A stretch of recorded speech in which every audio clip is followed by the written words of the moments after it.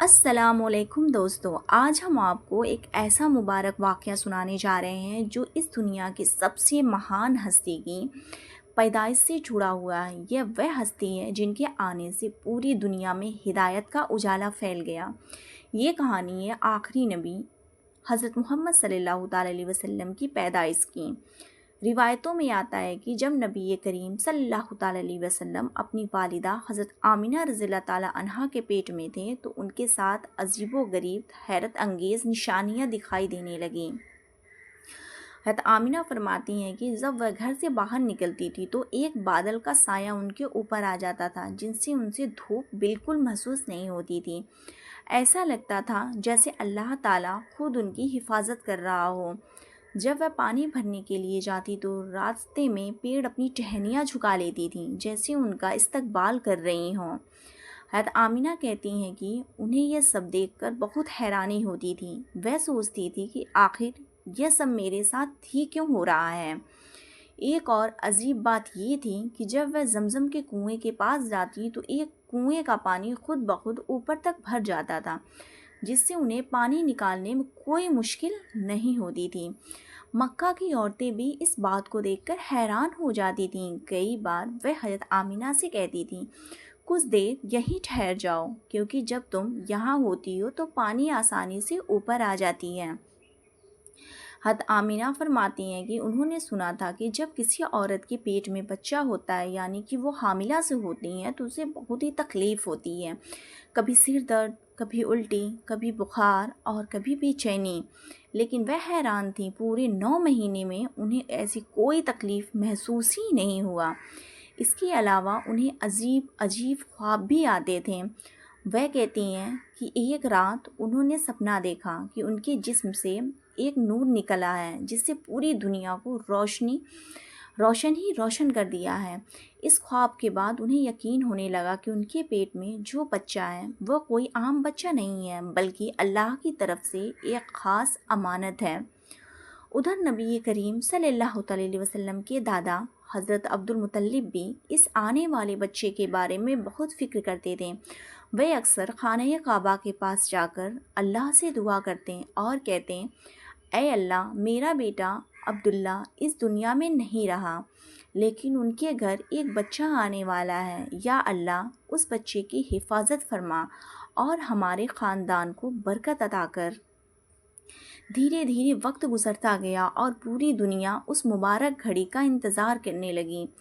آسمان، زمین، فرشتے اور ساری مخلوق جیسے اس دن کا انتظار کر رہی تھی جب دنیا میں رحمت بن کر ایک نبی آنے والے تھے، اور پھر وہ مبارک رات آ ہی گئی۔ اب سنیے اس مبارک رات کی پورا واقعہ جن کا انتظار پوری دنیا کر رہی تھی۔ روایتوں میں آتا ہے کہ جب نبی کریم صلی اللہ تعالی علیہ وسلم کی پیدائش کا وقت قریب آیا تو حضرت آمنہ کو ہلکا سا درد محسوس ہونے لگا۔ انہیں احساس ہو گیا کہ اب وہ مبارک گھڑی قریب آ چکی ہے۔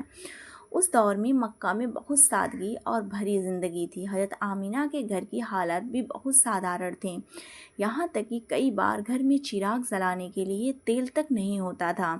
لیکن اس رات کچھ الگ ہی ہونے والا تھا۔ حضرت عبد المطلب نے محلے کی دائی حضرت شفا کو بلایا اور کہا کہ آج رات آمنہ کے پاس ہی رہنا کیونکہ میرے بیٹے عبداللہ کے گھر بچہ پیدا ہونے والا ہے۔ رات دھیرے دھیرے گزر رہی تھی، باہر ہر طرف سناٹا تھا، آسمان پر تارے چمک رہے تھے اور پوری دنیا فضا میں ایک عجیب سی خاموشی تھی۔ پھر وہ پل آ گیا جن کا سب کو انتظار تھا۔ صبح ہونے سے کچھ پہلے اس دنیا میں وہ مبارک بچہ پیدا ہوا جو آگے چل کر پوری انسانیت کے لیے رحمت بننے والا تھا۔ جب دائی حضرت شفا نے اسے بچے کو دیکھا تو وہ حیران رہ گئیں کیونکہ انہوں نے اپنی پوری زندگی میں ایسا بچہ کبھی نہیں دیکھا تھا۔ روایتوں میں آتا ہے کہ نبی کریم صلی اللہ تعالیٰ علیہ وسلم کی پیدائش کے وقت کچھ خاص نشانیاں دکھائی دیں۔ پہلی بات یہ کہ عام بچوں کی طرح ان کے شریر پر کوئی گندگی نہیں تھی۔ دوسری بات یہ کہ وہ بہت صاف اور پاک حالت میں پیدا ہوئے، اور تیسری بات یہ کہ ان کے چہرے سے ایسا نور نکل رہا تھا کہ پورا کمرہ روشن ہی روشن ہو گیا تھا۔ دائی صفا یہ سب دیکھ کر بہت حیران تھیں۔ جب انہوں نے بچے کو زمین پر لٹایا تو ایک اور حیرت انگیز بات ہوئی۔ روایتوں میں آتا ہے کہ نبی کریم صلی اللہ علیہ وسلم نے کروٹ لی اور گھٹنوں کے بل جھک کر سجدے کی حالت میں چلے گئے۔ سبحان اللہ! یہ دیکھ کر حضرت آمینہ اور دائی صفا دونوں بےحد حیران رہ گئیں۔ کچھ دیر بعد حضرت آمینہ نے اپنے بیٹے کو گود میں لیا۔ وہ کہتی ہیں کہ اس وقت انہیں ایسا محسوس ہوا جیسے پورا کمرہ نور سے بھر گیا ہو۔ ادھر باہر حضرت عبدالمطلب اور ان کے بیٹے بے صبری سے انتظار کر رہے تھے۔ تبھی دائی صفا باہر آئیں اور انہوں نے خوشخبری دی، اے عبدالمطلب، آپ کو پوتا مبارک ہو۔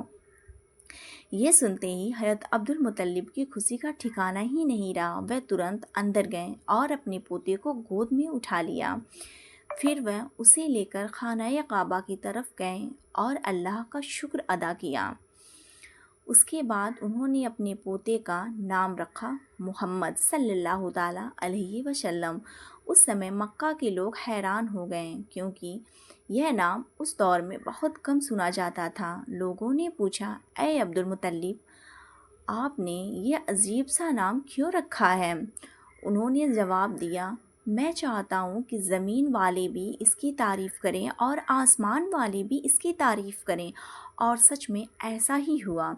آج پوری دنیا میں کروڑوں لوگ ہر روز محمد صلی اللہ تعالیٰ علیہ وسلم کا نام عزت اور محبت کے ساتھ لیتے ہیں۔ یہی وہ مبارک پیدائش تھی جس نے پوری دنیا کی تاریخ بدلا، اور روایتوں میں آتا ہے کہ جس دن نبی کریم صلی اللہ علیہ وسلم کی پیدائش ہوئی، اس دن دنیا کی کئی بڑے بڑے واقعے ایک ساتھ پیش آنے لگے۔ کہا جاتا ہے کہ عرب میں جتنے بھی بتیں تھے وہ سب اپنے چہرے کے بل گر پڑے۔ یہ اس بات کی نشانی تھی کہ اب شرک اور دور ختم ہونے والا اور جلد ہی توحید کا پیغام پوری دنیا میں پھیلنے والا ہے۔ اسی دن عراق کے بادشاہ کسار کی محل میں ایک عجیب گھٹنا ہوئی۔ اس کے محل میں کئی اونچے مینار بنے ہوئے تھے۔ روایتوں میں آتا ہے کہ اس میں سے 14 مینار اچانک گر پڑے۔ اسی طرح ایران میں ایک آگ 1000 سال سے لگاتار جل رہی تھی اور لوگ اس کی پوجا کرتے تھے، لیکن اسی رات وہ آگ اچانک سے بجھ گئی۔ یہ سب گھٹنائیں اس بات کی طرف اشارہ کر رہی تھی کہ دنیا میں ایک بہت بڑا بدلاؤ آنے والا ہے۔ ادھر مکہ میں لوگ اس نوزائیدہ بچے کو دیکھنے کے لیے آنے لگے۔ ایک دن ایک یہودی آدمی مکہ آیا ہوا تھا۔ وہ آسمان کی طرف دیکھ رہا تھا اور کچھ نشانیوں کو پہچاننے کی کوشش کر رہا تھا۔ پھر اس نے مکہ والوں سے پوچھا، کیا آج تمہارے شہر میں کسی بچے کی پیدائش ہوئی ہے کیا؟ لوگوں نے جواب دیا، ہاں، عبدالمطلب کے گھر ایک پوتا پیدا ہوا ہے جس کا باپ اب اس دنیا میں نہیں رہا۔ یہ سن کر وہ یہودی ترنت حضرت آمینہ کے گھر پہنچا۔ اس نے بچے کو دیکھا اور پھر اس کی پیٹھ کی طرف غور سے دیکھنے لگا۔ جیسے ہی اس کی نظر نبی کریم صلی اللہ تعالیٰ علیہ وسلم کی پیٹھ پر پڑی، وہ زور سے چلا اٹھا کیونکہ اس نے مہر نبوت دیکھ لی تھی، وہ خاص نشانی جو اللہ کے آخری نبی کی پہچان بتایا گیا تھا۔ سبحان اللہ! یہ دیکھ کر وہ بہت گھبرا گیا اور کہنے لگا، آج نبوت بنی اسرائیل سے نکل کر عربوں کو مل گئی ہے۔ مکہ کے لوگ یہ سب سن کر حیران رہ گئے۔ دھیرے دھیرے یہ خبر پورے مکہ میں پھیلنے لگی۔ عبدالمطلب کے گھر پیدا ہونے والا یہ بچہ کوئی عام بچہ نہیں ہے، لیکن اسی وقت کچھ لوگوں کو دلوں میں جلن اور حسد بھی پیدا ہونے لگا۔ انہیں ڈر تھا کہ اگر یہ بچہ بڑا ہو کر کوئی بڑا مقام حاصل کر گیا تو ان کے جھوٹے بتوں کا دور ختم ہو جائے گا۔ اسی وجہ سے حضرت عبدالمطلب اپنے پوتے کی حفاظت کے لیے بہت فکر مند رہنے لگے۔ وہ جانتے تھے کہ یہ بچہ اللہ کی خاص امانت ہے اور اس کی حفاظت کرنا بہت ضروری ہے۔ یہی وہ بچہ تھا جو آگے چل کر پوری دنیا کو اندھیرے سے نکال کر ہدایت کی روشنی دینے والا تھا، اور وہی بچہ آگے چل کر کہلایا محمد مصطفیٰ صلی اللہ تعالیٰ علیہ وسلم رحمۃ العالمین۔ اسی دور ایک واقعہ سامنے آیا۔ جب نبی کریم صلی اللہ علیہ وسلم کی پیدائش کے کچھ دن گزر گئے تو مکہ کے کئی لوگ انہیں دیکھنے کے لیے آنے لگے۔ ہر کوئی اس بچے کے چہرے کا نور دیکھ کر حیران ہو جاتا تھا۔ حضرت عبدالمطلب اپنے پوتے سے بہت محبت کرتے تھے۔ وہ اکثر اسے گود میں لے کر خانہ کعبہ کے پاس جاتے اور اللہ کا شکر ادا کرتے ہیں۔ روایتوں میں آتا ہے کہ جب نبی کریم صلی اللہ تعالیٰ علیہ وسلم 7 دن کے ہوئے تو حضرت عبدالمطلب نے ان کا عقیقہ کیا۔ انہوں نے مکہ کے لوگوں کو دعوت دی تاکہ سب اس خوشی میں شامل ہو سکیں۔ اس دعوت میں بہت سے لوگ آئے، سبھی اس بچے کو دیکھ کر حیران تھے کیونکہ اس کے چہرے سے عجیب سا نور جھلک رہا تھا۔ لوگوں نے حضرت عبدالمطلب سے پوچھ ہی لیا، آپ اپنے پوتے سے اتنی خاص محبت کیوں کرتے ہیں؟ انہوں نے جواب دیا، مجھے محسوس ہوتا ہے کہ یہ بچہ آگے چل کر بہت بڑی شان حاصل کرے گا۔ اسی دوران مکہ میں کچھ لوگ ایسے بھی تھے جن کو دلوں میں حسد پیدا ہونے لگا تھا۔ انہیں ڈر تھا کہ اگر یہ بچہ بڑا ہو کر کوئی نئی بات لے کر آیا تو ان کے پرانے رواج اور جھوٹے بت ختم ہو جائیں گے، لیکن اللہ تعالیٰ اپنے نبی کی حفاظت خود کرتا تھا۔ سمے گزرتا گیا اور نبی کریم صلی اللہ تعالیٰ علیہ وسلم دھیرے دھیرے بڑے ہونے لگے۔ بچپن سے ہی اپنے اندر سچائی، ایمانداری اور رحمت دل ہونے کی خوبیاں دکھائی دینے لگی تھیں۔ لوگ آپ کو بہت بھروسے مند سمجھتے تھے۔ یہی وجہ تھی کہ آگے چل کر مکہ کے لوگ آپ کو الامین اور الصدیق کے نام سے پکارنے لگے۔ صادق یعنی سچے اور بھروسے مند انسان۔ اور یہی بچہ آگے چل کر پوری دنیا کو اللہ کا پیغام دینے والا بنا، وہی پیغام جس نے انسانیت کو اندھیرے سے نکال کر روشنی کی طرف دکھائی دی۔ عرب میں اس سمے ایک رواج تھا کہ شہر میں پیدا ہونے والا بچوں کو کچھ سالوں کے لیے گاؤں کے صاف ماحول میں پالا جاتا تھا۔ اس کا مقصد یہ ہوتا تھا کہ بچوں کو شدھ ہوا ملے اور وہ مضبوط بنے۔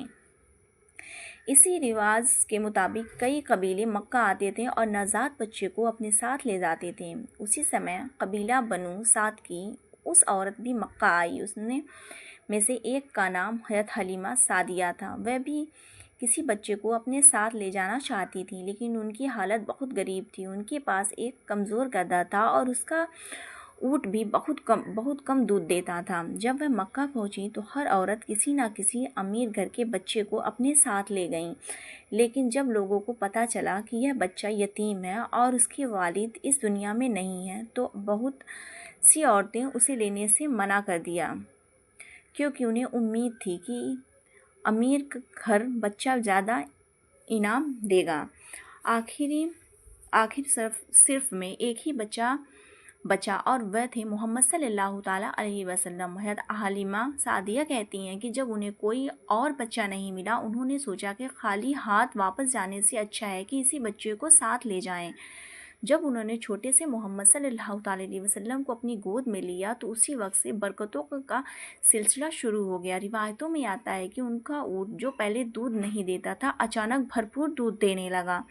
ان کا گدھا جو بہت کمزور تھا اچانک تیز چلنے لگا۔ جب وہ اپنے قبیلے سے پہنچی تو لوگوں نے حیران سے دیکھنے لگا کہ حلیمہ کے گھر میں عجیب برکتیں ہو رہی ہیں، ان کی بکریاں بھی پہلے سے زیادہ دودھ دینے لگیں۔ حضرت حلیمہ سعدیہ سمجھ گئیں کہ یہ سب اس بچے کی برکت ہے اور جو ان کے گھر آیا ہے۔